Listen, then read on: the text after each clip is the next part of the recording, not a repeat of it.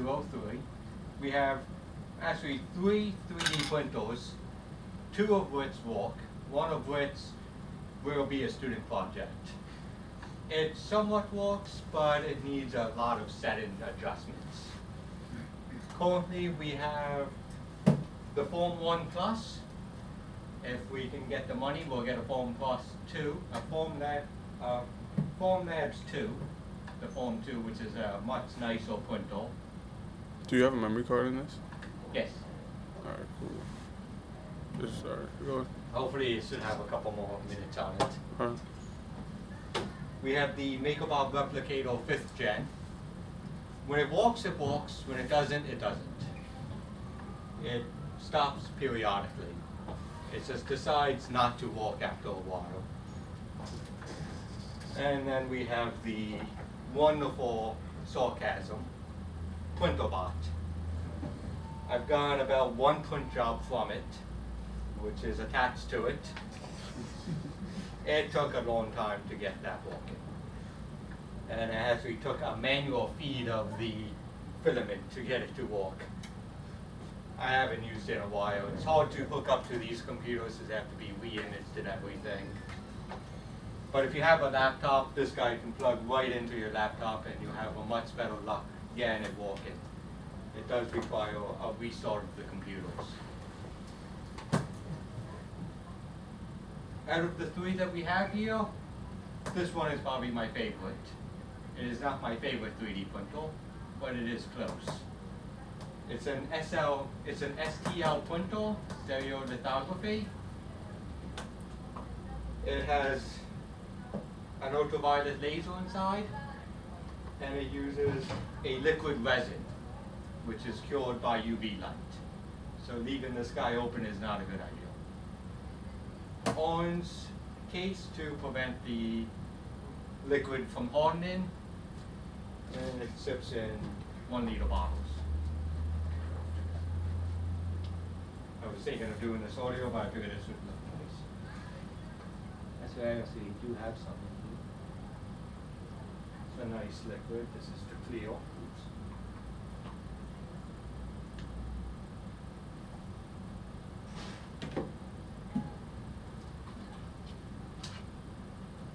Print bed.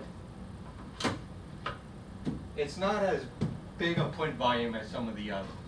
It's actually kind of small, but it is quite zippy when printed.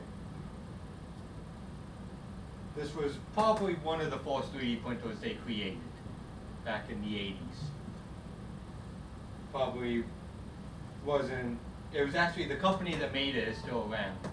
3DS, 3D Systems. The guy created this guy in like the 80s, 81. Got it up and working, made his own company, which is buying up everyone.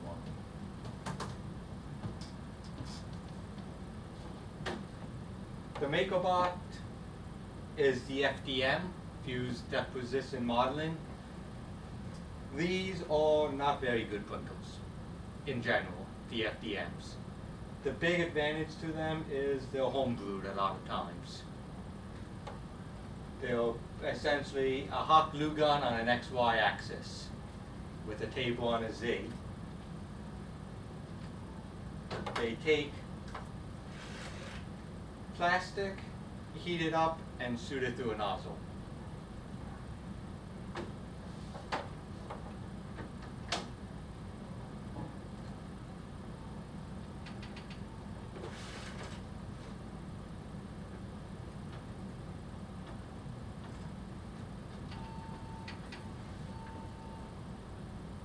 For the most part, these guys are, you set up the stuff in the software and you hope for the best.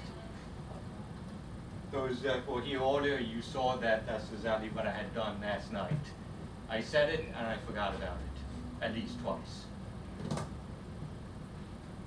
They each have their own software. The Form printer uses Preform, which is free download from their website. And it'll take STL files, which is stereolithography named after these guys back in the 80s, still in use. You go to any 3D warehouse online, just about everything will be an STL file. All the major 3D softwares will actually export as STL. The big thing with STL is it's for the most part monochrome. There is no color information saved whatsoever. It's just a whole bunch of XY plots of the model.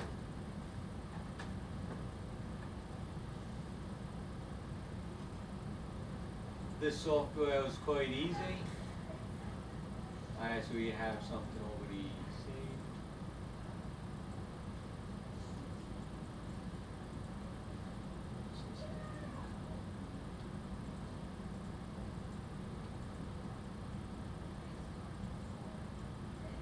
It gives you the outline.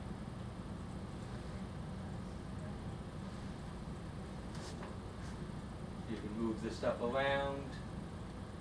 It will allow you to rotate, add support structure, because without the support structure, this thing would just fall apart.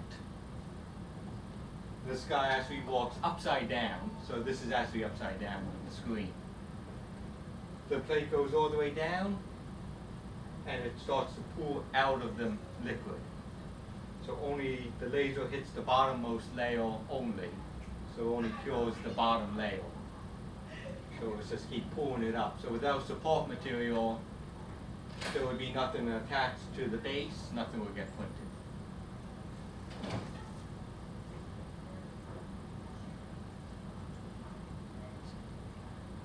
And it all does it in small layers. There we go. It just does thin slices of it.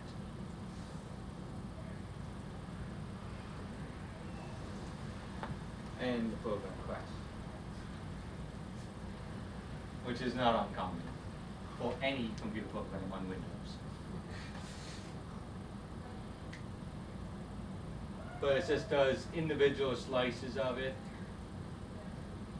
Probably the biggest issue with this guy is everything is solid. You can see it's going to laser etch everything. So you end up with a nice solid object, which in some cases is very good. It's a lot stronger. The MakerBot is actually not solid, it actually does cross action, which I'll sell.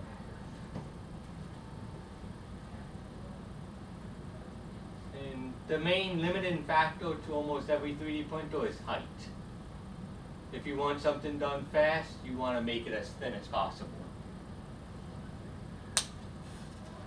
For this guy, you would generally just have to do, they added a nice auto button, which will automatically put it in the optimal position for printing, because there is a specific point you want to put it.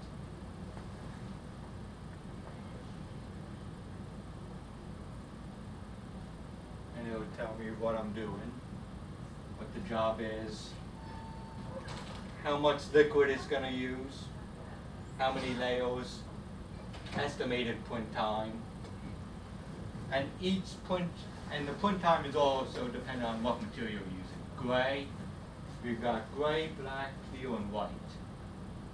The gray is actually pretty fast. Probably the clear is probably the fastest. But with the different materials, it needs different curing time for each of the laser patterns. And this guy is roughly 2 hours to do a little Macintosh logo.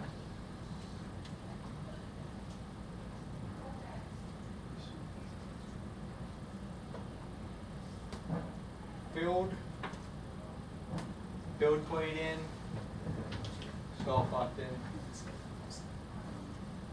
And with this guy, once you upload it to the printer, you can actually unplug. So if you have a laptop, you can plug it in, upload, and then undo it. Actually, I think by the fast.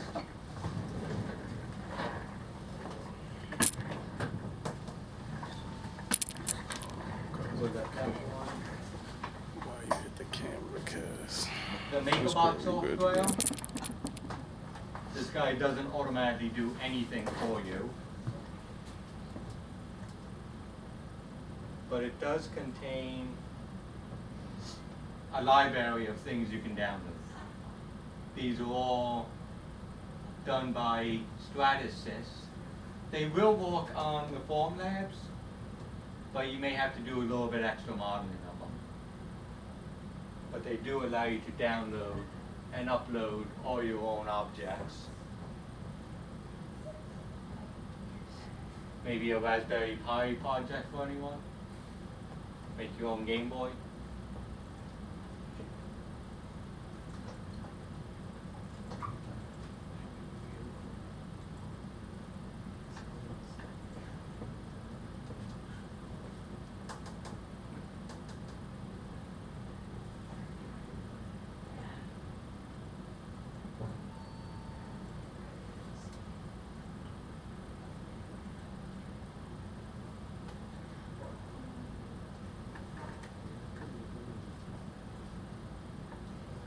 Like your IT support group, we need better computers.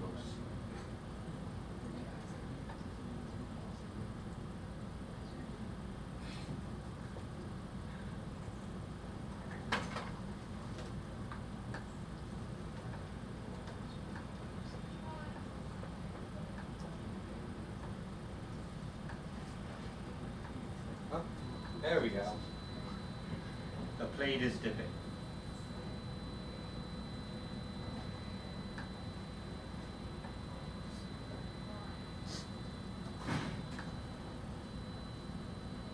For this guy, it's very important that you orient everything correctly. We have this guy which has a solid bottom to it.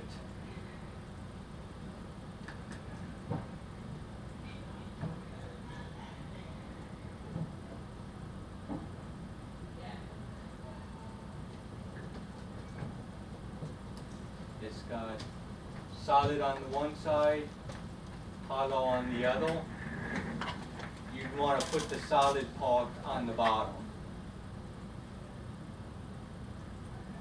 to help eliminate support structure. Without any support structure, these guys would fall apart. This guy's hanging up in the mid-air. He would not print at all. He would start to print and then probably just fail most. He'd fail but not tell you he's failed. You just end up with a whole bunch of string. If you're lucky, sometimes the string will catch and it'll actually start to work, but not as good as it should work.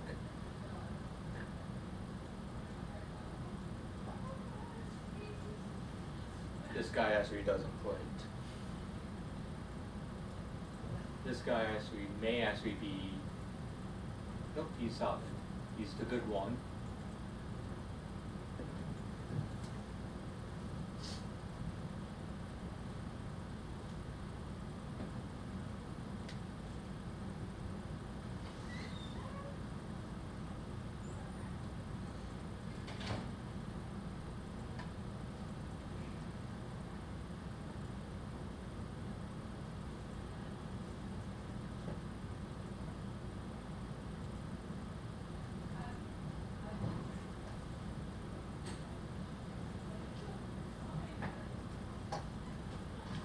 This guy, you can change the layer height, which is how much the table moves each time it does a layer.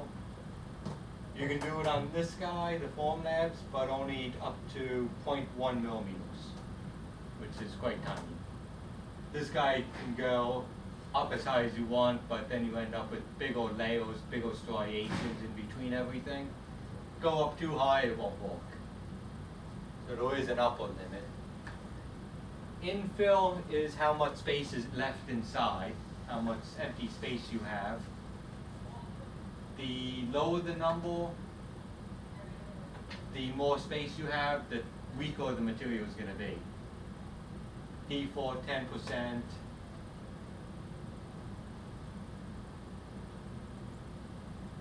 You can do your custom properties, which you generally don't mess with unless I tell you to mess with them.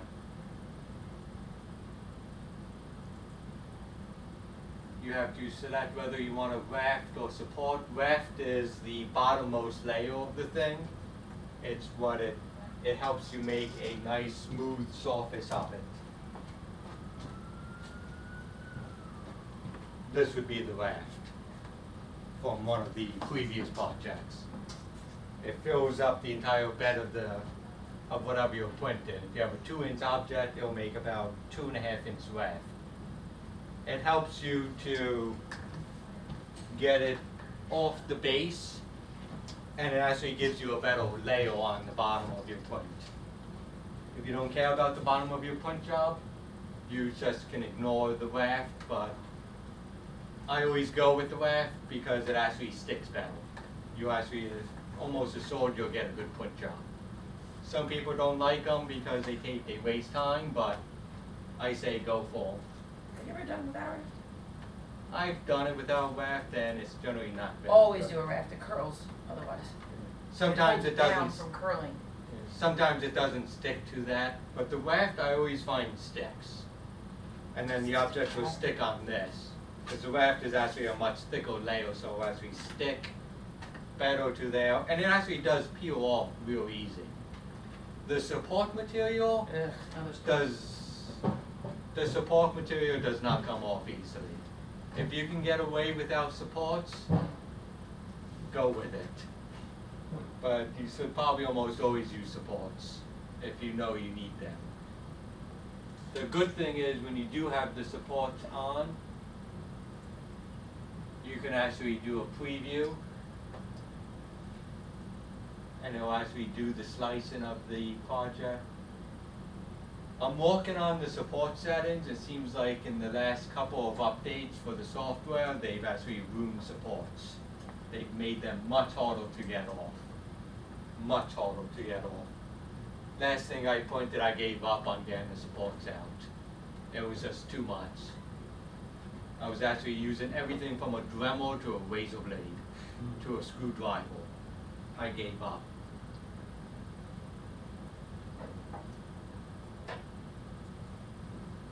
This guy is just a laser that goes X, Y, and the table comes up.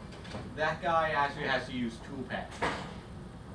It actually is gonna go in all kinds of funky directions. So this guy's a little bit faster because it's just a laser that's going back and forth with the scanners. That guy has physical moves it has to make. So between the two, I think this same print job I did in this was about half the time. In that guy, it's more time, but when you have 20 student projects, it doesn't really matter. You gotta have both things going at once.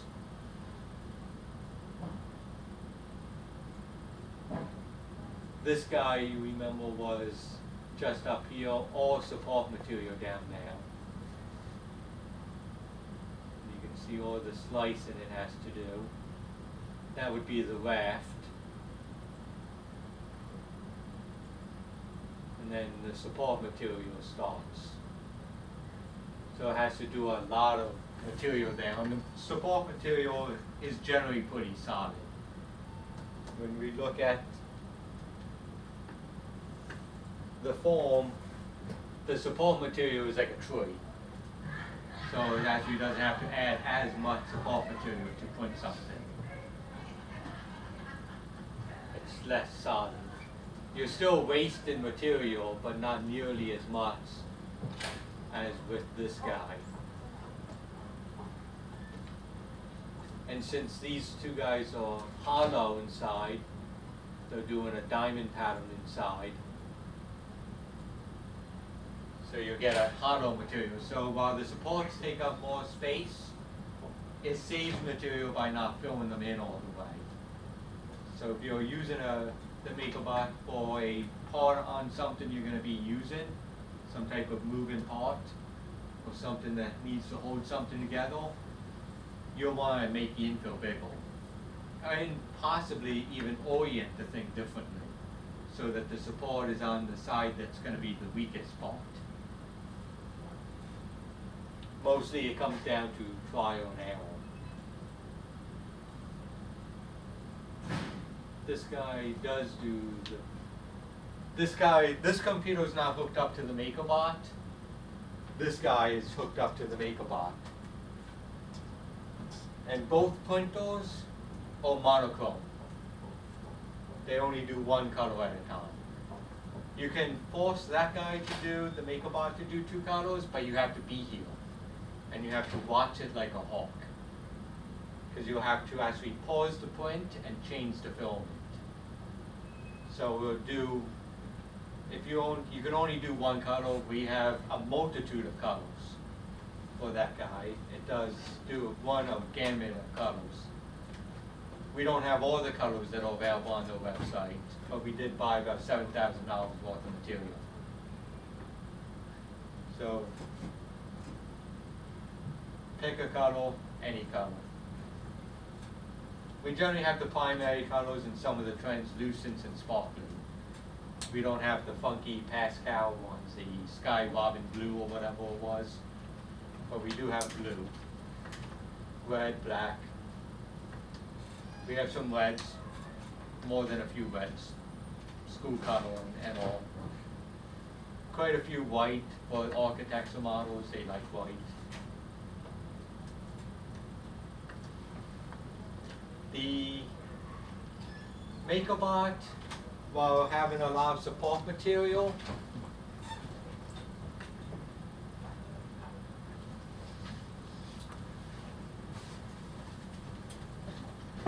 when you can do something without support, you get pretty nice looking objects. That was all support material on the bottom that was not removed. And this guy was done without a raft, which I would not have recommended. Because he's a little bit more striated than the Form 1.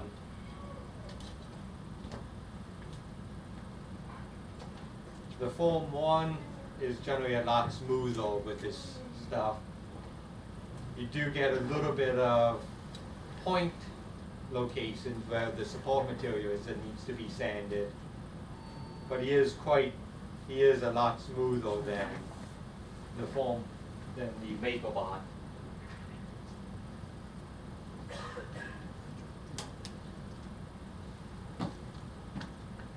With the MakerBot, once it's done printing, you pull off all the support material, maybe do a little sanding. There's no harsh chemicals involved. There's no chemicals involved. The MakerBot, the Form 1, once it's done, it gets messy. You need gloves, you need acetone bath, actually not acetone, isopropyl alcohol to clean everything. The MakerBot is available for use by anyone. That guy, if you come in, no one's using it, there's no sign on it, you can start a printing that at any time. The Form 1, you'll want to make it a reservation and have me here to use it, to at least be here while you're using it. It is a bit messier, and I need to actually buy more gloves. You don't want to get the stuff on your hands, you don't want to spill anything in it. It's a bit harder to clean the stuff, but the stuff is much nicer looking from the models that you'll see in.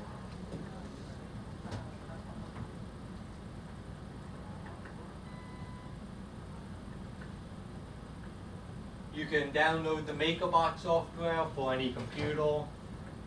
You can export the print file, so you can actually save it on a USB drive, because the MakerBot actually does come with a USB slot.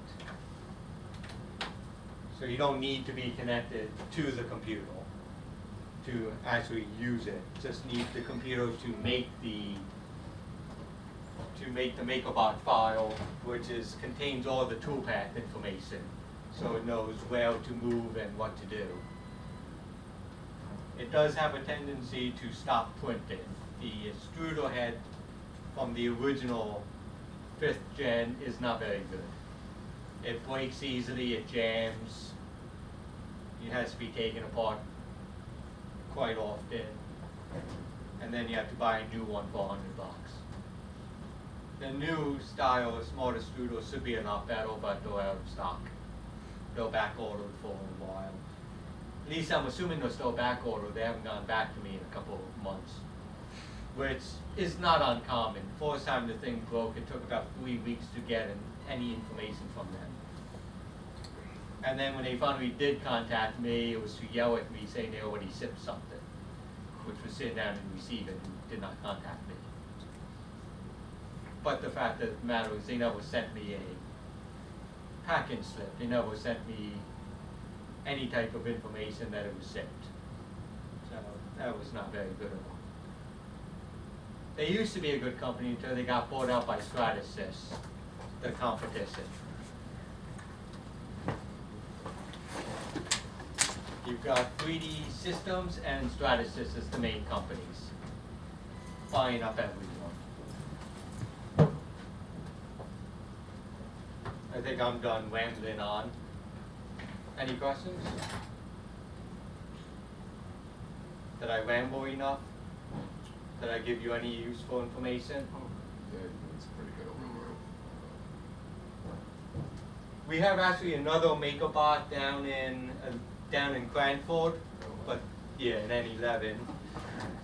It's a little bit harder to use that guy since we have so many classes over there. Even though we don't have too many labs on Mondays or Wednesdays, there's a class in there at like 4 o'clock. So by the time, if you go in there on a Wednesday, you can probably run it on Gilbert's class because he doesn't care. He talks loud enough, he can overtalk the machine. That machine is quite loud.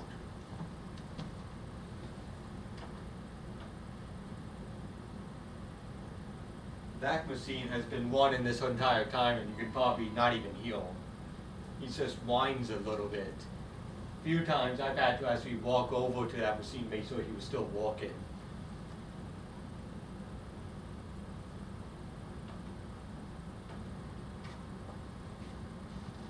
This guy, when he gets going, just makes a ton of noise. Mechanical motors and everything. Probably, I think stepper motors in that thing. As long as we don't pop the belt again. That guy should be walking. The software for this guy is just pretty much for that guy, it's always best to do one part at a time. We've done multiple parts at a time, but sometimes it doesn't like it. I have a Rubik's Cube that I've been printing or trying to print. The thing is huge, I sort of rescaled it. I don't think the guy gave me the dimensions of it, whether it was in millimeters, inches, or anything. I tried to print multiple parts at once, they all came out spongy. You print one part, it comes out fine. I tried to print little owl keychains, print them one at a time. Couldn't do more than that, or else the heads would break off. You can always attempt multiple parts, but if one part fails, it could fail the entire thing. And the only time you're saving is if you run it overnight.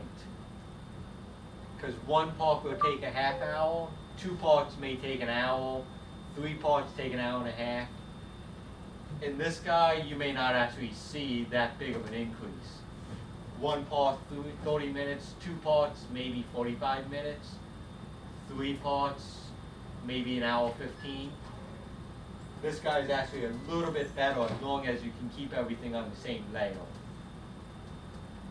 Now, other machine that doesn't work anymore, the Z-Corp, is a very similar